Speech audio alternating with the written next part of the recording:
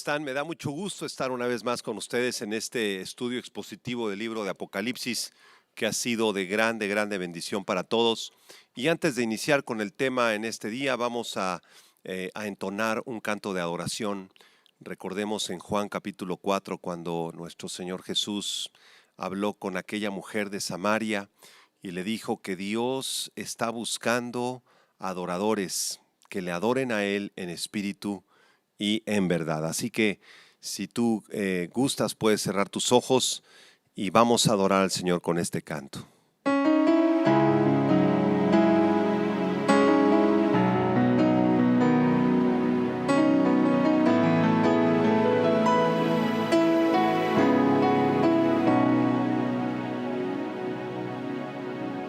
Yo quiero estar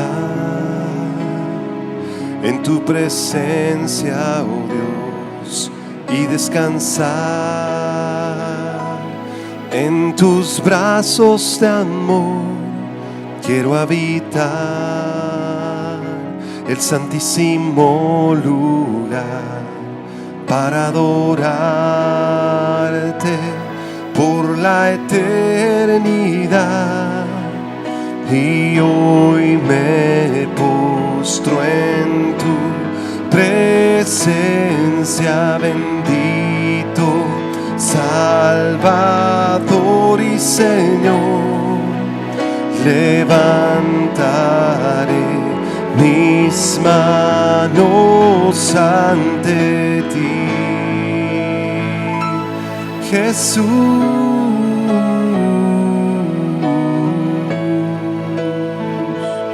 Jesús,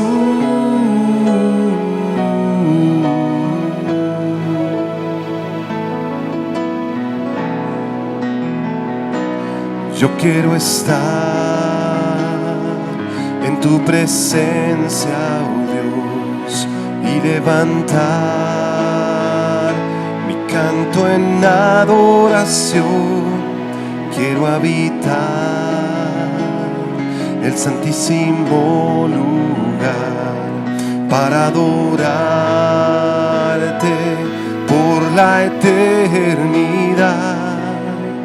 Y hoy me postro en tu presencia, bendito Salvador y Señor. Levantaré mis manos ante ti, Jesús.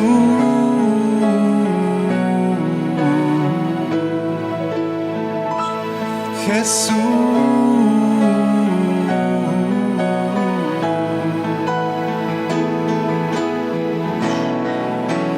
te adoro.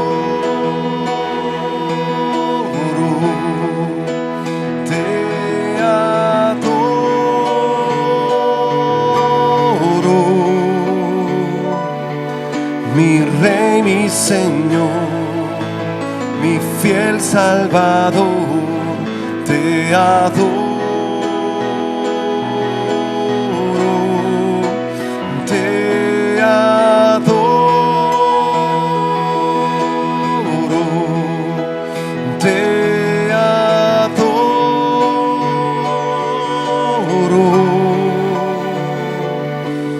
mi Rey, mi Señor, mi fiel Salvador, te adoro,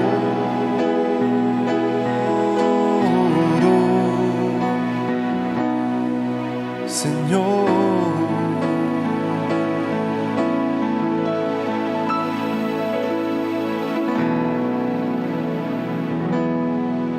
Te adoramos, Señor, con todo nuestro corazón. Y ahora vamos a disponer nuestros corazones para recibir la palabra de Dios.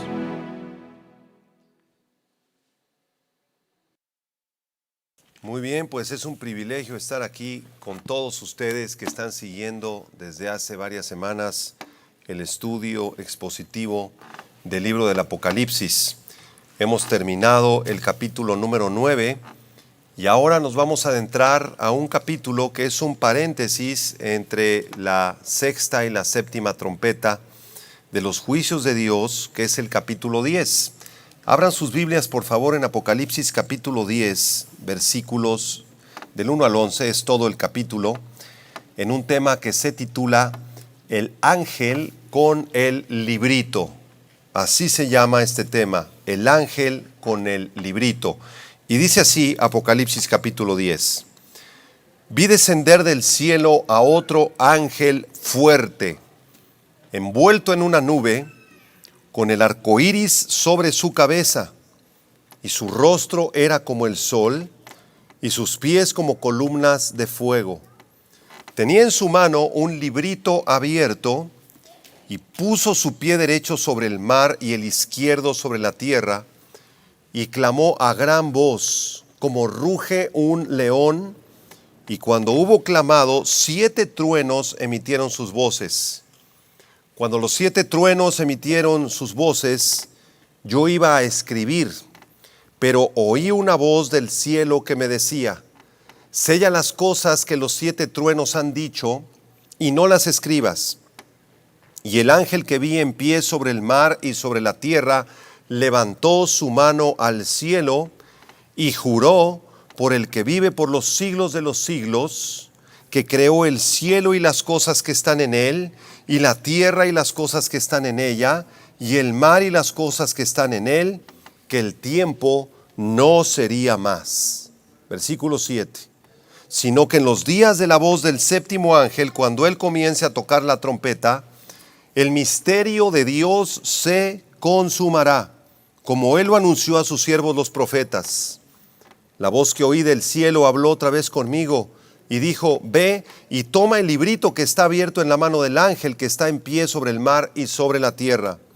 Y fui al ángel diciéndole que me diese el librito.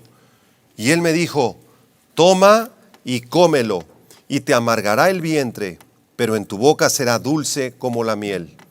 Entonces tomé el librito de la mano del ángel y lo comí, y era dulce en mi boca como la miel, pero cuando lo hube comido, amargó mi vientre. Y él me dijo: es necesario que profetices otra vez sobre muchos pueblos, naciones, lenguas y reyes.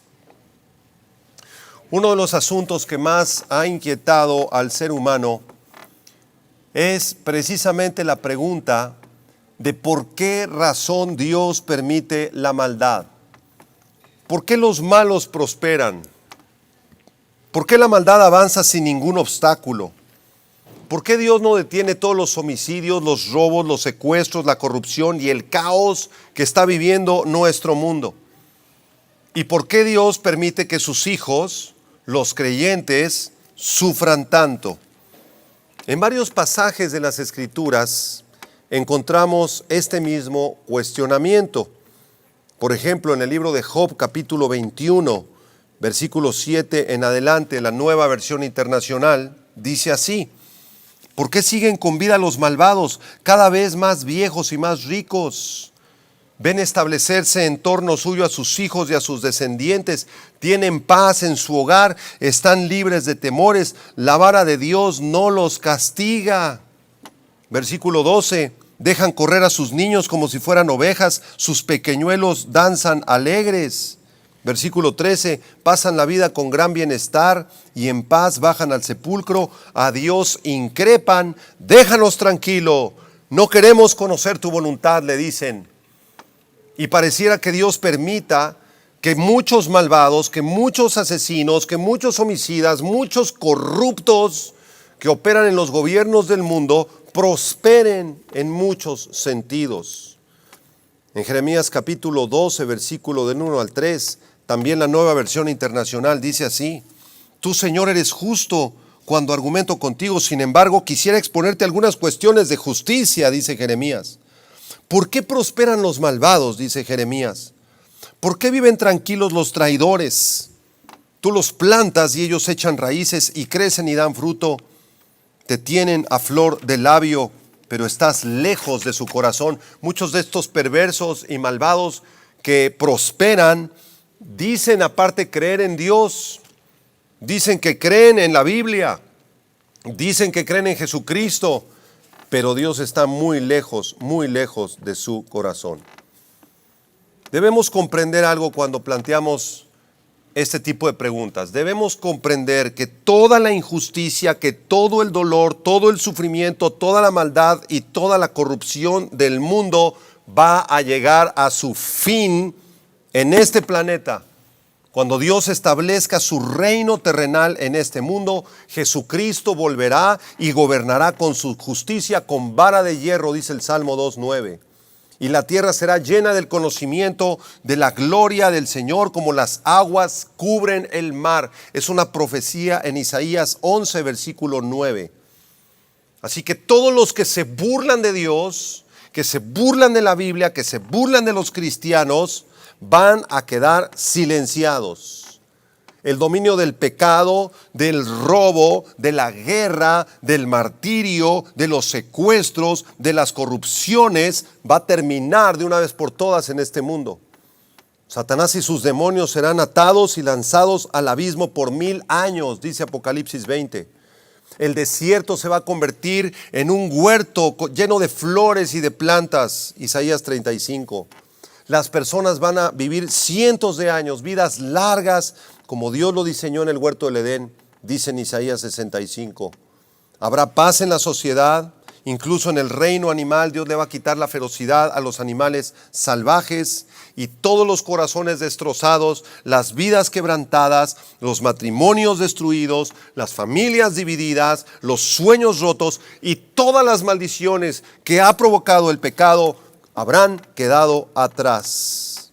El lamento y el dolor se desvanecerán como la neblina de la mañana ante el sol de mediodía.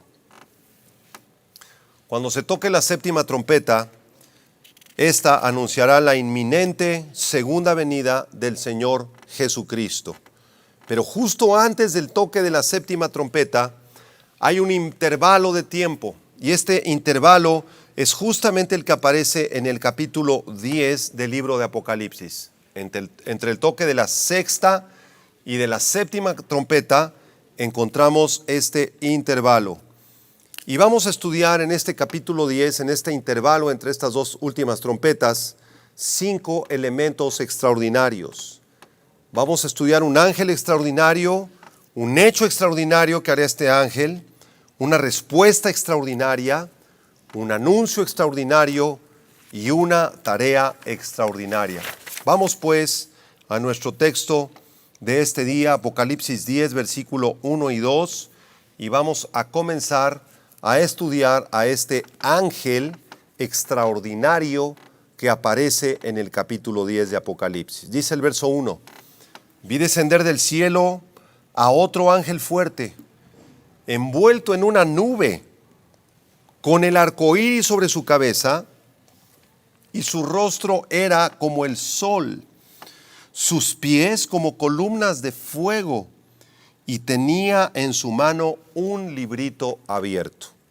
Subrayen el verbo vi en el versículo 1, la palabra griega eidón. Esta palabra, este verbo, marca el inicio de una nueva sección en Apocalipsis, de una nueva visión del apóstol Juan. Y lo que él está viendo en esta visión es un ángel fuerte, un ángel poderosísimo que es distinto a los 7 ángeles que tocan las 7 trompetas en el capítulo 8 y el capítulo 9. Y algunos teólogos han pensado que debido a que este ángel tiene similitudes entre su descripción y la descripción de Jesucristo en el capítulo 1 del Apocalipsis, al igual que Jesucristo desciende en una nube y tienen otras características semejantes, han identificado a este ángel con la persona de Jesucristo. Sin embargo, hay varios argumentos en contra de esta identificación. Este ángel de Apocalipsis 10:1 no puede ser Jesucristo por varias razones. Número 1, por el empleo de la palabra griega otro. Aquí dice otro ángel fuerte. Esta palabra otro es la palabra griega aios, que identifica a este ángel como un ángel exactamente igual a los ángeles que están tocando las 7 trompetas. Es otro ángel de la misma clase, de la misma naturaleza, de la misma especie que los ángeles anteriores. Entonces no puede ser Jesucristo. En segundo lugar, este ángel no puede ser Jesucristo porque cuando Cristo aparece en el libro de Apocalipsis se le identifica con un título inconfundible. A Jesucristo se le llama el testigo fiel, el primogénito de los muertos, el soberano de los reyes de la tierra, el Hijo del hombre, el primero y el último, el que vive, todo esto en el capítulo 1. También se le llama el Hijo de Dios en el capítulo 2, el Santo y verdadero en el capítulo 3, el Amén, el testigo fiel y verdadero, el principio de la creación de Dios, el león de la tribu de Judá en el capítulo 5, el fiel y verdadero, y el Rey de reyes y Señor de señores en el capítulo 19. Entonces es lógico suponer que si Jesucristo se le identifica plenamente con estos nombres en el libro de Apocalipsis, nunca se identifica como un ángel Jesucristo. No puede ser un ángel. En tercer lugar, en Apocalipsis aparecen otros ángeles fuertes que no se identifican con Cristo para nada. Y en cuarto lugar, es imposible que Cristo haga el juramento que hace este ángel en los versículos 5 y 6 que vamos a estudiar más adelante. Porque este ángel se para y extiende así la mano y hace un juramento en el nombre de Dios. Entonces Jesucristo es Dios, Él no podría jurar por sí mismo. No podría jurar por otro, por el Padre, sino solamente por Él mismo, según Hebreos 6:13. El ángel que aparece en este pasaje entonces no es Jesucristo, porque además desciende del cielo a la tierra este ángel. Entonces los que lo identifican como Cristo tendrían que añadir una venida anterior de Jesucristo a su segunda venida a la tierra. Y esta venida intermedia no se predice, no se anuncia en ningún lugar de la Biblia, en ningún lugar.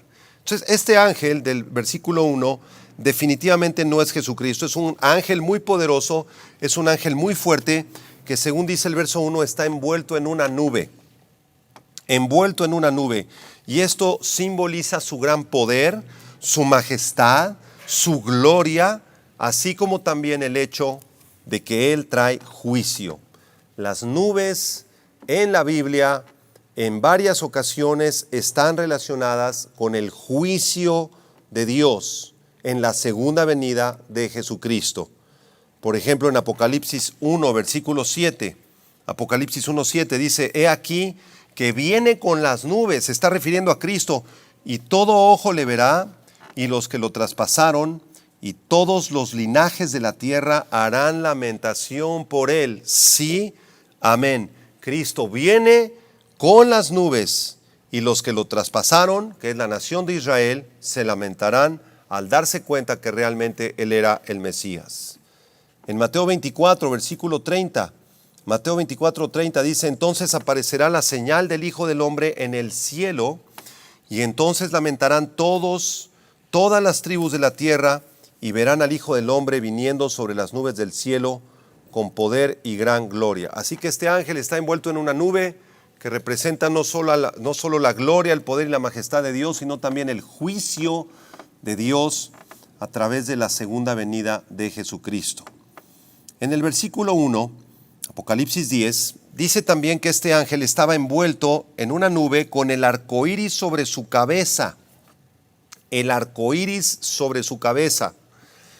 Y el arco iris en la Biblia debemos de recordar que representa la misericordia de Dios. El arco iris fue una señal que Dios envió justamente después del diluvio, a través de la cual Dios le dio la promesa a Noé de que nunca volvería a destruir al mundo con agua. Entonces es muy interesante ver a este ángel rodeado de esta nube que representa el juicio de Dios, pero al mismo tiempo encima del ángel vemos un arco iris que está representando la misericordia de Dios. Así que esta dualidad es muy frecuente en el libro de Apocalipsis. Es cierto que Dios va a enviar sus juicios, los sellos, las trompetas y las copas, va a juzgar a todo este mundo malvado, a todo este mundo incrédulo, pero al mismo tiempo, dentro de esos juicios, Dios va a extender su misericordia. Dios es un Dios lento para la ira y grande en misericordia. Su misericordia llega hasta los cielos. La misericordia de Dios es algo que no podemos comprender con nuestros pensamientos humanos. Dios extiende su misericordia hacia todos aquellos que se humillan en su presencia y reciben a Cristo como su Señor y su Salvador. No importa el pecado que hayan cometido, Dios está dispuesto a perdonar a todos aquellos que se arrepientan. Esta dualidad entre el juicio de Dios y la misericordia de Dios la vemos también en el libro del profeta Malaquías.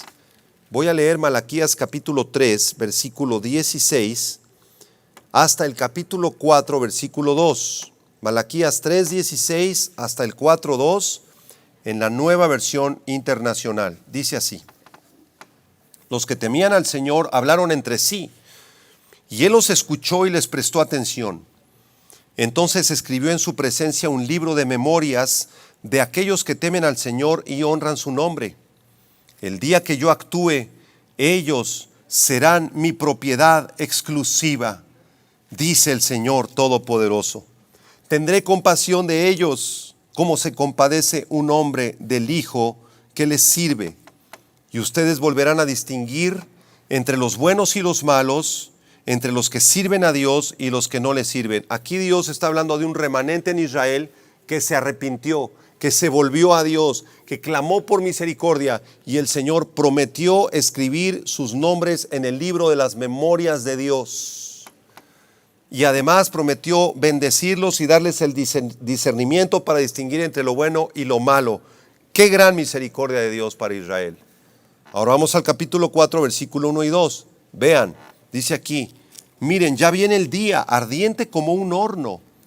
Todos los soberbios y todos los malvados serán como paja, y aquel día les prenderá fuego hasta dejarlos sin raíz ni rama, dice el Señor Todopoderoso. Pero para ustedes que temen mi nombre, se levantará el sol de justicia, trayendo en sus rayos salud, y ustedes saldrán saltando como becerros recién alimentados. Dios entonces nos revela en este pasaje una mezcla entre su ira, su justicia, su juicio para el pecado y los malvados, pero también su gran misericordia, su gran misericordia. Y el versículo 2 del capítulo 4 es preciosísimo, porque es una promesa para tu vida y para mi vida de que vamos a resucitar de entre los muertos en un futuro. Tal vez tú y yo tengamos que morir. El día que muramos nos meterán en una caja, nos incinerarán, nos meterán en un panteón, pero en el versículo 2, Dios nos dice que a los que le tememos, nosotros resucitaremos de los muertos, saldremos saltando como becerros recién alimentados. Así va a ser la resurrección de entre los muertos. Así que este ángel nos está hablando de la ira y de la misericordia de Dios en el tiempo de la tribulación. Regreso a Apocalipsis 10 en el versículo 1, porque Juan ve otra característica de este ángel. Dice: su rostro era como el sol y sus pies como columnas de fuego. Juan observa también el aspecto de este ángel como si su rostro fuera como el sol. Y esto nos habla de la gloria radiante de Dios reflejada en la cara de este ángel. Una brillantez maravillosa, extraordinaria, que va a iluminar toda la faz del planeta Tierra. Su gloria radiante sobrepasará a la gloria de Moisés cuando Moisés bajó de la montaña en Éxodo capítulo 34, y dice la Biblia que resplandecía el rostro de Moisés. La gloria de este ángel será mucho, mucho mayor, aunque nunca será igual que la Shekinah de Dios, la presencia misma de Dios, quien habita en luz inaccesible y a quien ninguno de los hombres ha visto ni puede ver. Juan también vio los pies de este ángel, y sus piernas eran como columnas de fuego.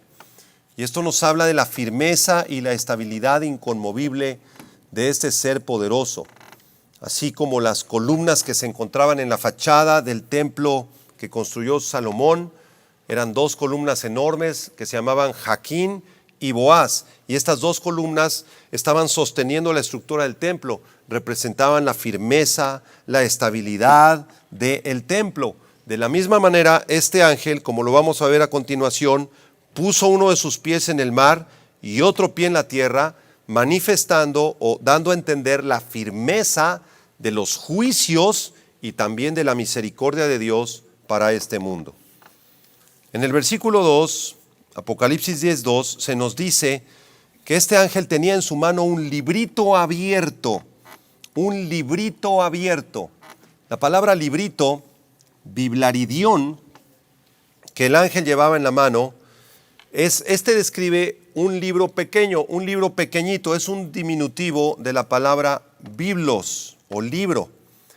Y lo más probable es que este ángel, que el libro que llevaba en las manos, es el mismo libro o el mismo rollo que apareció en Apocalipsis 5, versículo 1, donde Juan vio en la mano derecha del que estaba sentado en el trono un libro escrito por dentro y por fuera, sellado con 7 sellos. Esto ya lo estudiamos en el capítulo 5, cuando Juan ve al Señor Jesucristo con este opistógrafo, que era un rollo a través del cual vendrían los juicios a este mundo, y estaba sellado con 7 sellos. Entonces, ¿por qué razón se utiliza un diminutivo de la palabra libro aquí en Apocalipsis 10:2? Bueno, la razón es muy sencilla, porque desde la perspectiva de Juan está en la isla de Patmos y está viendo a este ángel gigantesco, con rostro de sol, con un arco iris alrededor en su cabeza, con una nube impresionante en la cual viene y pone un pie en la tierra, otro en el mar, y es un ser gigantesco, de tal vez cientos de metros. Entonces, desde la perspectiva de Juan era un gigante, era un ángel gigantesco, y el libro que él tenía en las manos se veía muy chiquito desde la perspectiva de Juan. Por eso era un librito. Y este libro, recordemos que es el título de propiedad de Dios sobre el planeta Tierra. Dios es el dueño del planeta Tierra, que actualmente y de forma temporal está gobernando Satanás, pero un día Dios va a regresar, Cristo va a regresar a gobernar sobre este planeta. Vamos a avanzar en nuestro estudio. En segundo lugar, vamos a estudiar un hecho extraordinario. Versículo 2, Apocalipsis 10:2. Un hecho extraordinario.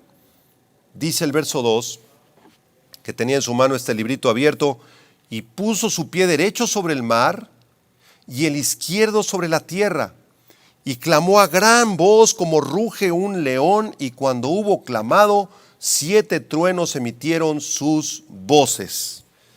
¿Qué está haciendo este ángel con su pie derecho en el mar y el pie izquierdo en la tierra? ¿Qué nos está dando a entender? Todo esto es lenguaje simbólico.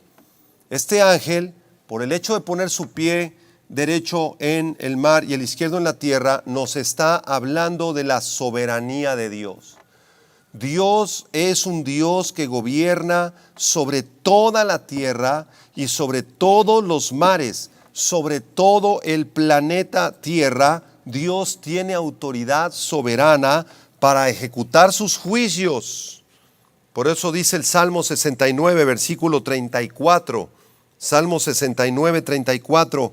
Alábenle los cielos y la tierra, los mares y todo lo que se mueve en ellos. Y en el Salmo 24, versículo 1, la Biblia dice: de Jehová es la tierra y su plenitud, el mundo y los que en él habitan. Así que el único ser que tiene derecho para juzgar ángeles, arcángeles, serafines, querubines, demonios, a Satanás, al anticristo y a todos los seres humanos, es Dios, el Dios de la Biblia. Dios es soberano sobre su creación y tiene el gobierno sobre cada situación y circunstancia que ocurre en nuestras vidas. Por eso podemos estar en paz. Por eso podemos tener tranquilidad en nuestro corazón. No hemos creído en un Dios que se le salgan de control las cosas. Dios tiene control del cielo, de la tierra y de todo el universo. En el versículo 3 dice que este ángel clamó a gran voz, emitió un estruendo, un grito impresionante sobre toda la tierra, como ruge un león, dice aquí el apóstol Juan. Y este clamor, que se parecía al de un león, está reflejando el gran poder de Dios, la gran majestad de Dios y sobre todo la gran autoridad de Dios. La voz de Dios es a veces como la voz de un león.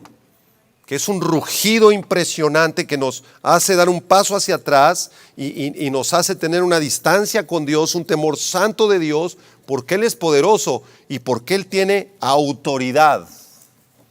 Cuando los fariseos escuchaban a Jesús, se hablaban el uno al otro, decían, es que este no enseña como los otros, que son hipócritas. Él enseña con autoridad, porque Jesucristo es Dios y enseñaba con la autoridad que solo Dios tiene. Ahora, este rugido de león que emite el ángel no es un sonido ininteligible o un sonido que no se pueda comprender, porque si tú escuchas a un león y te preguntas qué dijo, pues no va a haber respuesta, no sabemos qué dijo, ¿verdad? No dijo nada. No fue así en el caso del ángel. Este es un rugido que no es un sonido incomprensible, sino que trae un mensaje de juicio que se registra más adelante en el versículo 6. Por lo pronto es importante que tú comprendas que en el Antiguo Testamento algunos profetas vincularon la fuerte voz de Dios, de la autoridad y el poder de Dios, con el rugido de un león. Voy a leer un par de versículos. En Jeremías capítulo 25, versículo 30.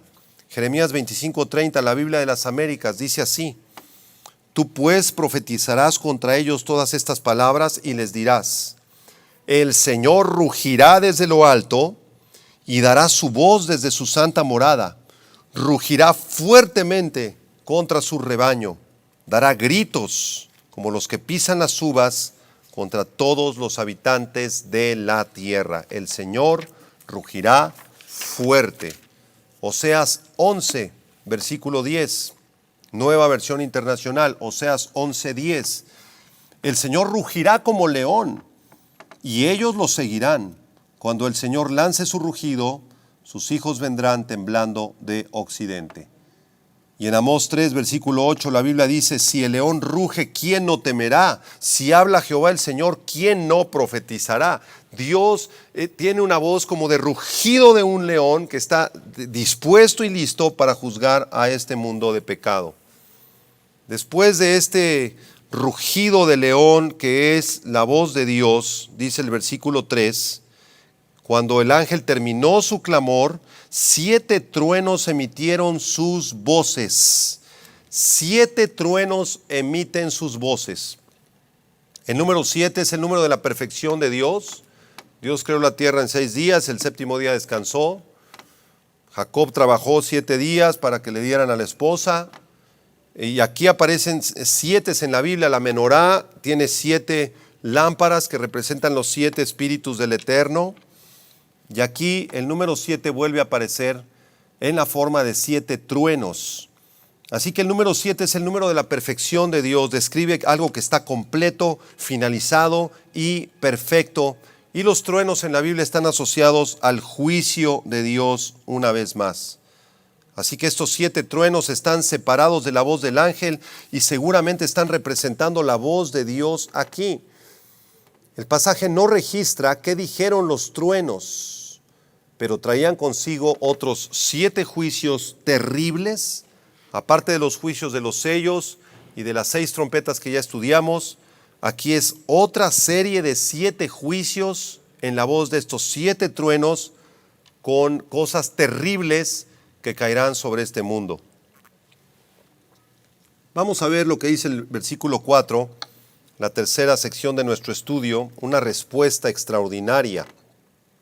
Vean Apocalipsis 10, verso 4. Cuando los 7 truenos hubieron emitido sus voces, yo iba a escribir, dice Juan, pero oí una voz del cielo que me decía: sella las cosas que los 7 truenos han dicho y no las escribas. En el momento en que Juan ve estos 7 truenos, el rugido del león, y inmediatamente después los 7 truenos que emiten voces de juicio sobre la tierra, son 7 juicios, Juan toma su pluma y está a punto de registrar todo lo que está viendo y todo lo que está observando. Sin embargo, en ese instante escucha una voz que seguramente es la voz de Dios, que le dice: ¿sabes qué, Juan? No escribas nada de esto. Sella las cosas que los 7 truenos han dicho. Recordemos que Juan había recibido la instrucción de parte del Señor de registrar en el libro de Apocalipsis Todas las visiones que él tuviera, todo lo que él escuchara y viera, lo tenía que registrar por mandato del Señor. En Apocalipsis 1, versículo 10 y 11, dice Juan que estaba en el día del Señor y oí detrás de mí una gran voz como de trompeta que decía: yo soy el Alfa y la Omega, el primero y el último. Escribe en un libro lo que ves. Escribe todo lo que veas, Juan. Y en Apocalipsis 1:19, el Señor le había dicho: escribe las cosas que has visto y las que son y las que han de ser después de estas. Así que el mandato del Señor claramente era que Juan escribiera. Pero aquí en Apocalipsis 10, versículo 4, encontramos una excepción a este mandamiento. Dios decide no revelar las voces de estos 7 truenos. Y aquí cabe hacer una pregunta: ¿por qué razón el Señor le impidió a Juan escribir las voces de estos 7 juicios? ¿Por qué razón se lo impidió? Tal vez una respuesta adecuada sea que estos 7 juicios serán tan terribles, tan devastadores, mucho peores que los juicios de los sellos, de los 4 primeros jinetes del Apocalipsis, de los juicios del derramamiento de los meteoritos y los cometas sobre la tierra. El agua se pone amarga, el agua del mar se convierte en sangre, hay plagas por todas partes, 200 millones de demonios salen del río Éufrates. Posiblemente estos juicios eran mucho más terribles o serán mucho más terribles que los que ya habían ocurrido, y por esta razón Dios, en su misericordiosa gracia, le prohíbe a Juan escribirlos. Algunas veces Dios ha prohibido que sus siervos registren la totalidad de su revelación. Por ejemplo, en Daniel capítulo 8, versículo 26. Daniel 8:26, Nueva Versión Internacional, dice: esta visión de los días con sus noches que se te ha dado a conocer, Daniel, es verdadera, pero no la hagas pública, pues para eso falta mucho tiempo. Dios le dice a Daniel: esta revelación que te he dado a conocer, no se la digas a nadie, manténla tú en secreto, no la manifiestes. Y en Daniel 12, versículo 9, Nueva Versión Internacional, dice: él me respondió: sigue adelante, Daniel, que estas cosas se mantendrán selladas y en secreto hasta que llegue la hora final. Sella la profecía, dice la versión Reina Valera. No hay más revelación más allá del capítulo 12 del libro de Daniel. En la segunda carta a los Corintios, capítulo 12, versículo 3 y 4, segunda Corintios 12, 3 y 4, Nueva Versión Internacional, dice: y sé que ese hombre, no sé si en el cuerpo o aparte del cuerpo, Dios lo sabe, fue llevado al paraíso. Se está refiriendo al mismo. El apóstol Pablo fue llevado al paraíso y escuchó cosas indecibles que a los humanos no se nos permite expresar. No se nos permiten expresar cosas que le pertenecen a Dios. Por eso Pablo dice: fui al cielo y escuché y vi cosas que no se las puedo expresar. Quienes le preguntaban a Pablo: ¿pero qué viste? Explícanos, ¿qué cosa viste? Plásmalo en un papel, explícanoslo. Imposible. Hay cosas que le pertenecen a Dios, que solamente le pertenecen a su soberanía. Así dice Deuteronomio 29, versículo 29, Nueva Versión Internacional. Dice: lo secreto le pertenece al Señor nuestro Dios, pero lo revelado nos pertenece a nosotros y a nuestros hijos para siempre, para que obedezcamos todas las palabras de esta ley. Así que las cosas secretas y los juicios de estos 7 truenos no nos serán revelados hasta que se cumpla el tiempo de la 70ª semana de Daniel. Y lo que tenemos revelado, que está aquí en las páginas de la Biblia, debemos de amarlo, debemos de creerlo, debemos de obedecer todas las palabras que están reveladas en este santo libro que son las Sagradas Escrituras. Imagínense, si la revelación que Dios nos ha dado es maravillosa, es profundísima, es eterna, ¿cuánto más será la revelación que recibamos cuando estemos en su presencia? Por eso Job, en el capítulo 37, verso 5, la Nueva Versión Internacional, dice: Dios hace tronar su voz y se producen maravillas. Dios hace grandes cosas que rebasan nuestra comprensión. Dios hace grandes cosas que rebasan nuestra comprensión. Vamos a seguir con la cuarta parte de nuestro estudio, un anuncio extraordinario. Vean Apocalipsis 10, versículos 5 al 7.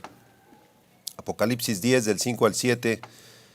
Dice así: y el ángel que vi en pie sobre el mar y sobre la tierra levantó su mano al cielo. El hecho de que este ángel levantara su mano al cielo nos indica que está a punto de hacer un juramento, como cuando hacemos el juramento a la bandera o cuando se hace un juramento en las cortes del gobierno. Este ángel está a punto de hacer este juramento. Y hacer un juramento de esta naturaleza consistía en asegurar delante de Dios que este ángel iba a decir solamente la verdad y nada más que la verdad. Este juramento que hará el ángel es de suma importancia y veracidad. Muy importante el juramento que va a hacer este ángel.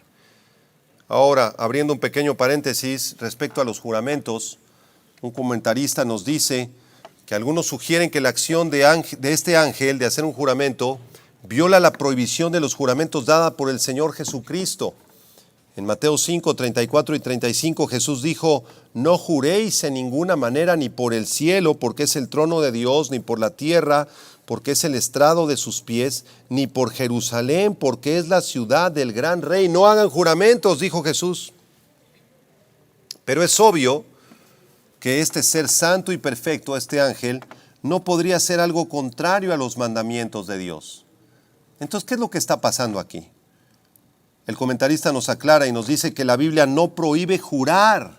La Biblia no prohíbe jurar, sino más bien la Biblia prohíbe los juramentos evasivos con el fin de engañar a otra persona, como lo hacían los escribas y los fariseos. Si tú te vas a comprometer, si vas a jurar, si vas a prometer algo delante de Dios, cúmplelo, dice en Eclesiastés. Si no, mejor no prometas, no jures nada. Entonces Jesús no prohibió que hiciéramos juramentos, sino más bien nos prohíbe hacer juramentos mentirosos o engañadores que perjudiquen a otras personas. Las Escrituras registran claramente juramentos de personas tan piadosas como Abraham. En Génesis 21, Isaac hizo un juramento en Génesis 26, David hizo un juramento en el primer libro de Samuel capítulo 20, el apóstol Pablo hizo un juramento en Hechos 18. Además de esto, la Biblia dice que Dios mismo ha jurado en Génesis capítulo 22. Así que el hecho de que este ángel haya levantado la mano y esté a punto de hacer un juramento es totalmente válido delante de Dios, porque va a declarar cosas verídicas, cosas importantes que nos revelan el carácter de Dios. Vean el versículo 6. Allí está el juramento del ángel. Apocalipsis 10:6 dice: y juró por el que vive por los siglos de los siglos, que creó el cielo y las cosas que están en él, y la tierra y las cosas que están en ella, y el mar y las cosas que están en él, que el tiempo no sería más. Este juramento resalta la eternidad de Dios, la majestad de Dios. Dice el ángel: yo juro por el que vive por los siglos de los siglos. Aquí está exaltada la eternidad de Dios. Nuestro Dios es un Dios eterno. Dios es el creador del tiempo, y donde Él habita es independiente del tiempo. Donde Dios habita no hay reloj, no hay pasado, ni presente, ni futuro, porque Él gobierna el pasado, el presente y el futuro. El ángel jura también por aquel que creó el cielo y las cosas que están en él, la tierra y las cosas que están en ella, el mar y las cosas que están en él. En otras palabras, el ángel está exaltando aquí el maravilloso poder de Dios sobre cada aspecto de su creación. Dios es el creador del universo. Dios creó todas las cosas que existen, como lo declara Génesis capítulo 1 y versículo 1. En el principio creó Dios los cielos y la tierra. Y en este versículo 1 del Génesis están escondidas los 5 elementos, los 5 factores de la física necesarios para que exista algo en el universo. En el principio nos habla de tiempo. Creó nos habla de la fuerza, Dios, la energía que se mueve atrás de la fuerza, los cielos, el espacio y la tierra, la materia. Así que el tiempo, la fuerza, la energía, el espacio y la materia, que son los 5 aspectos de la física, para que exista algo, para que haya creación, están revelados y escondidos en el primer versículo de la Biblia. Dios es el que hizo el mundo y todas las cosas que en él hay. Él es el Señor del cielo y de la tierra. Él no habita en templos hechos por manos humanas. Hechos 17, versículo 24. Y ese es el Dios que adoramos, hermanos. Tenemos que conocer profundamente los atributos de Dios y depender de Él. Él creó todas las cosas que existen, cada átomo, cada partícula, cada molécula que existe en el universo, y también nos creó a nosotros en el vientre de nuestra madre. Qué precioso es nuestro Padre Celestial. Continuamos adelante en el versículo 7, Apocalipsis 10, versículo 7. Bueno, al final del versículo 6, después de este juramento, donde el ángel jura por el que creó el cielo y las cosas que están en él, la tierra, las cosas que están en ella, el mar y las cosas que están en él, que el tiempo no sería más. Esta expresión, que el tiempo no sería más, se refiere a que Dios no se dilatará mucho más tiempo en traer sus juicios sobre el planeta Tierra. No quiere decir que el tiempo dejará de existir. La frase original en el griego sugiere que Dios ya no se dilatará mucho en traer los juicios que traerá a través de la última trompeta y de las copas. Versículo 7. Sino que en los días de la voz del séptimo ángel, cuando él comience a tocar la trompeta, el misterio de Dios se consumará, como él lo anunció a sus siervos los profetas. Vamos a estudiar en Apocalipsis 11, versículo 15 al 19, cuando lleguemos ahí, los juicios de la séptima trompeta.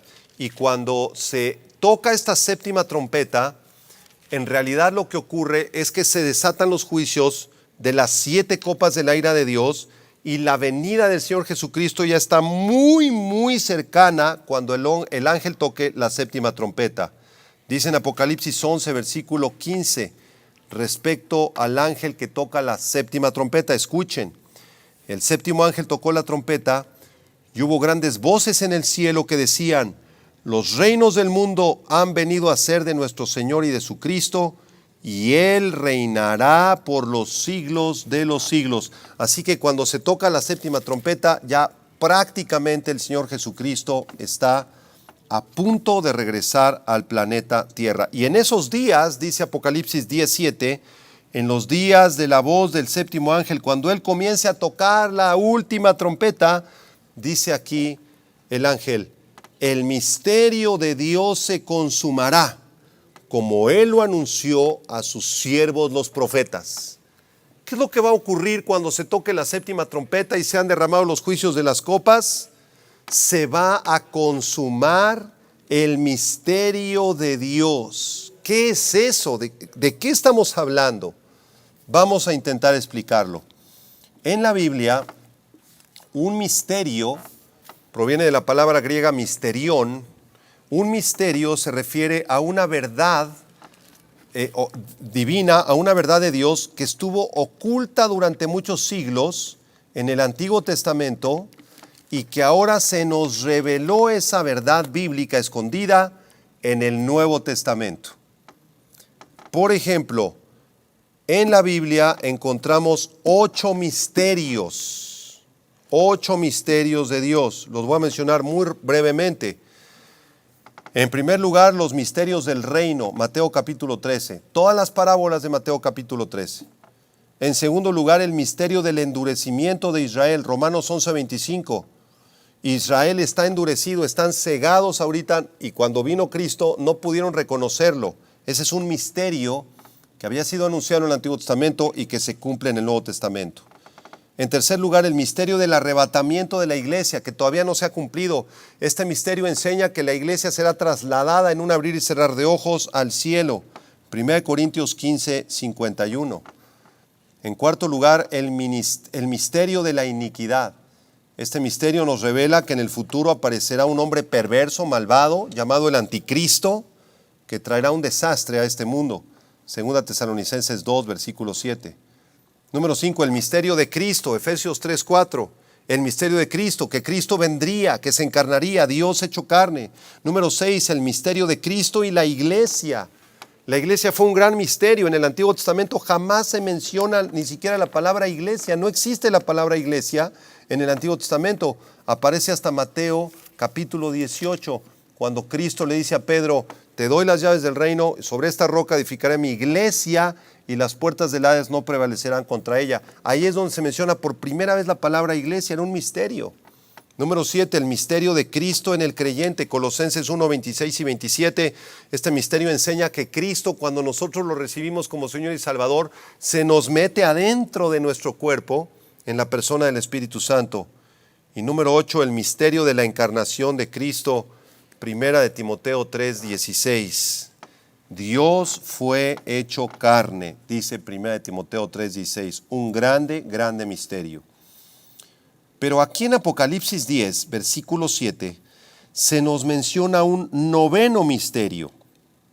Dice otra vez Apocalipsis 10, 7. En los días de la voz del séptimo ángel, cuando él comience a tocar la trompeta, el misterio de Dios se consumará, como él lo anunció a sus siervos los profetas. ¿Cuál es este misterio de Dios?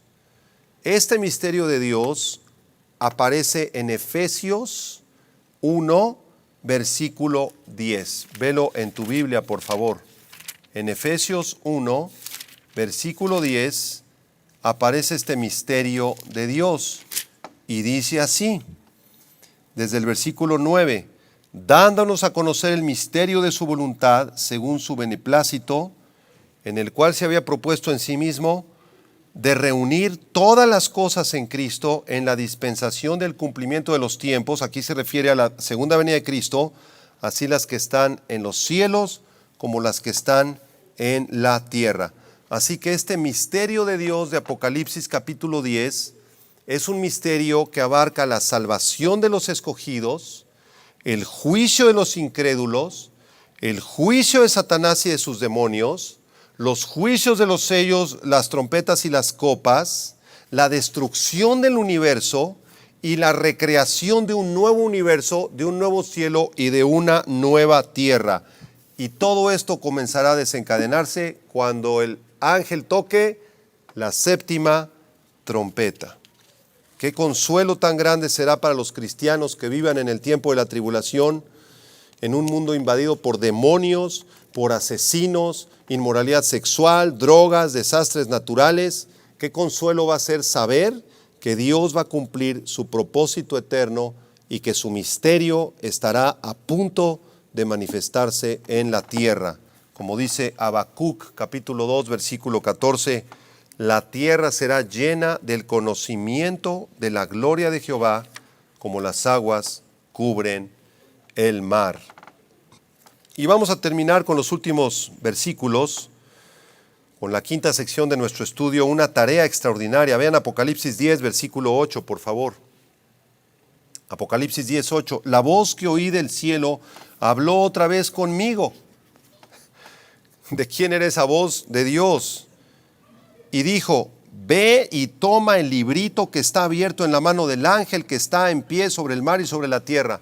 O sea que Juan está completamente impactado, impresionado, porque vio estos 7 truenos que descendieron como 7 juicios, y cuando está a punto de escribirlo, Dios le dice, no escribas nada. Entonces Juan se queda así sin escribir nada. Inmediatamente después se le escucha esa voz que le dice, ¿ves el ángel que está ahí, Juan? Que es un ángel gigantesco de cientos de metros de estatura, con su pie derecho en el mar, el pie izquierdo en la tierra. Ve y toma el librito que tiene él en sus manos. ¿Y qué hizo Juan? Obedeció. La obediencia es una marca genuina de un cristiano que ama a Dios. Versículo 9, Apocalipsis 10, 9. Y fui al ángel diciéndole que me diese el librito. Dame el librito, seguramente le dijo Juan. Y él me dijo, toma y cómetelo, y te amargará el vientre, pero en tu boca será dulce como la miel. Entonces tomé el librito de la mano del ángel y lo comí, y era dulce en mi boca como la miel, pero cuando lo hube comido, amargó mi vientre. ¿De qué nos está hablando Dios en este pasaje? Imagínense qué impresión para Juan ver a este gigante ángel majestuoso, fuerte, brillante, con rostro como de sol, con un arco iris en su cabeza, en una nube, revelando la misericordia y el juicio de Dios, con este librito que era la palabra de Dios, el título de propiedad del universo en las manos de Dios. Y ahora el ángel le dice: ven para acá, toma este librito y cómetelo Juan. Cuando tú lo estés comiendo, te vas a ver a miel aquí en tu paladar, pero cuando lo hayas pasado y te lo hayas tragado, lo vas a sentir amargo aquí en tu estómago. ¿Cuántas veces hemos probado alimentos que nos parecen deliciosos en nuestro paladar, nos saben riquísimos en la boca, pero ya que nos lo tragamos, nos producen un malestar, ¿verdad? Nos producen amargura en nuestro vientre. ¿De qué nos está hablando aquí el Espíritu Santo? Escuchen, el acto de comer este libro simbolizaba el hecho de absorber, asimilar y retener la palabra de Dios. Este librito contiene la palabra de Dios, entonces lo que el ángel está diciendo a Juan es: cómete la palabra, cómete la palabra, cómete la palabra de Dios. Y de la misma manera, en muchos pasajes, como lo vamos a ver a continuación, Dios siempre nos está insistiendo en que nos comamos su palabra, que nos pasemos su palabra. Muchos nada más saborean su palabra y la sacan, la escupen. Otros toman la palabra, pero inmediatamente la vomitan.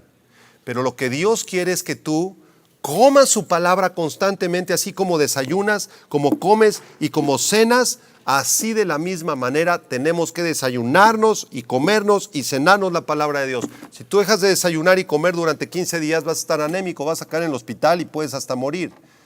De la misma manera, muchos cristianos por esa razón están anémicos, porque no comemos la palabra de Dios. Vean estos pasajes preciosos donde Dios nos invita a comer su palabra. Salmo 19, versículo 9 y 10, la Biblia de las Américas. Salmo 19, 9 y 10, versión la Biblia de las Américas, dice: el temor del Señor es limpio, que permanece para siempre. Los juicios del Señor son verdaderos, todos ellos justos. Deseables más que el oro, sí, más que mucho oro fino, más dulces que la miel y que el destilar del panal. La palabra de Dios, los juicios de Dios, las profecías de Dios, las historias de Dios, cuando tú vienes, lo lees y te lo pasas para que te alimente, es palabra dulce, palabra deliciosa, más valiosa que todo el oro de este mundo. En Jeremías capítulo 15, versículo 16, miren lo que dice el profeta Jeremías.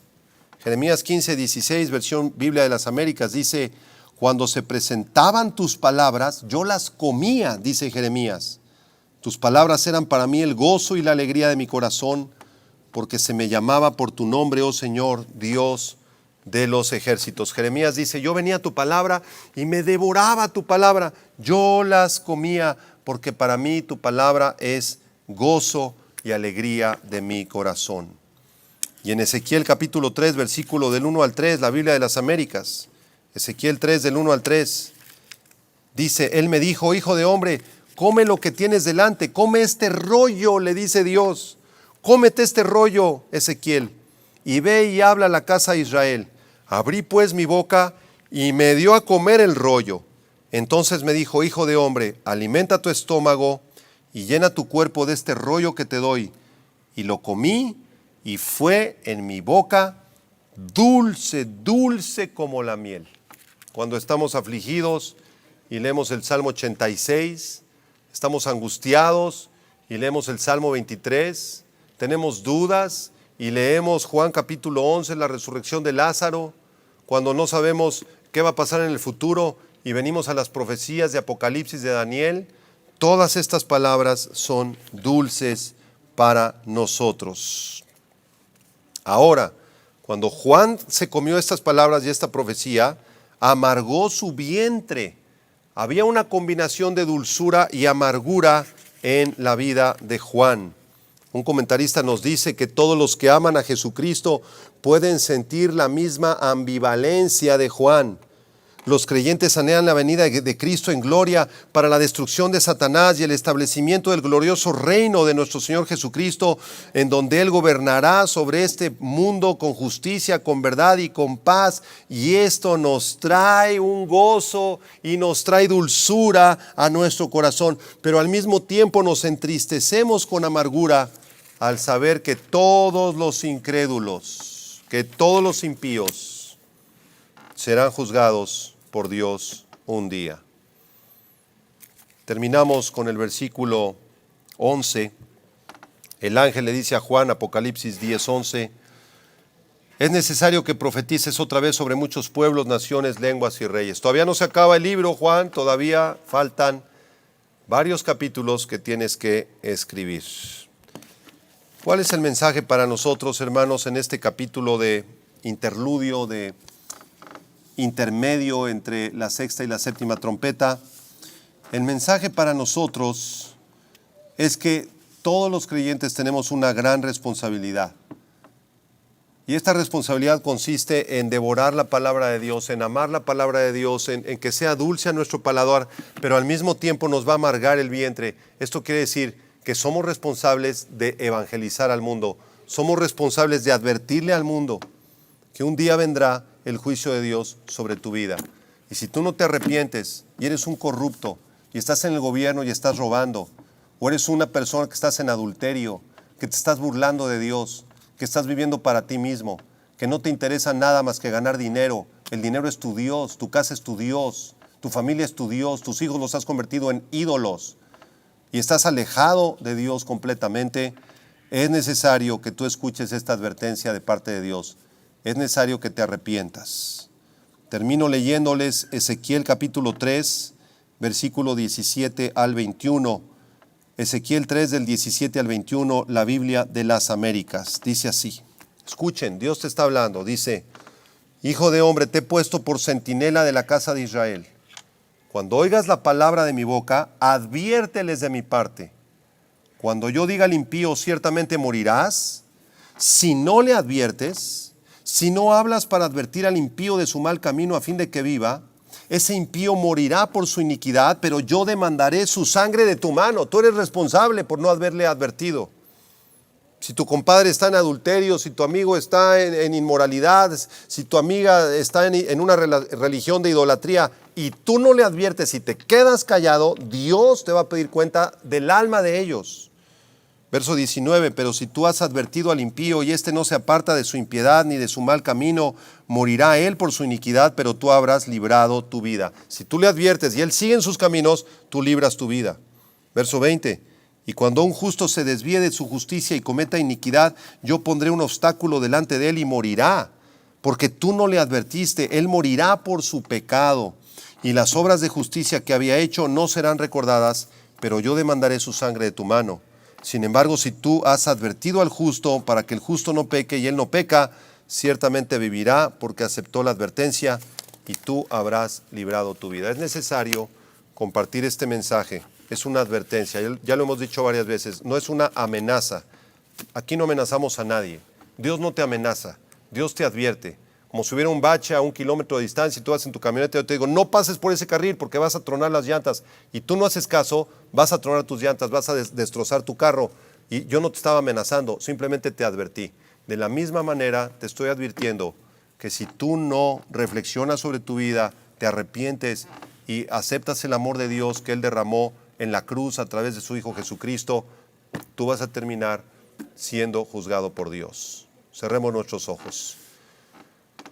Señor, gracias te damos por tu palabra, porque ella nos revela el futuro con claridad. Y sabemos que un día vendrás muy pronto, Señor Jesucristo, y vendrás con vara de hierro a juzgar a las naciones de la tierra. Señor, oramos por todas las personas que no te conocen, todos los que están escuchando este mensaje, Señor, que no te conocen, que reciban esta advertencia, Señor, Tú los amas y quieres tratarlos con misericordia y gracia, pero es necesario que reconozcan su gran necesidad de ti. Es necesario que se arrepientan de su maldad, de sus malos caminos, de sus mentiras, de su corrupción, de sus hechicerías e idolatrías. Señor, que tu Espíritu Santo toque los corazones, atráelos a ti, Señor, que tu gracia salvadora los alcance. En Cristo Jesús te lo pedimos. Amén. Muchas gracias por haber escuchado esta conferencia. Que Dios te bendiga y nos vemos la próxima semana, donde estudiaremos el capítulo 11 del libro de Apocalipsis. Que tengas mucha paz. Vida Nueva para el Mundo se sostiene y propaga el mensaje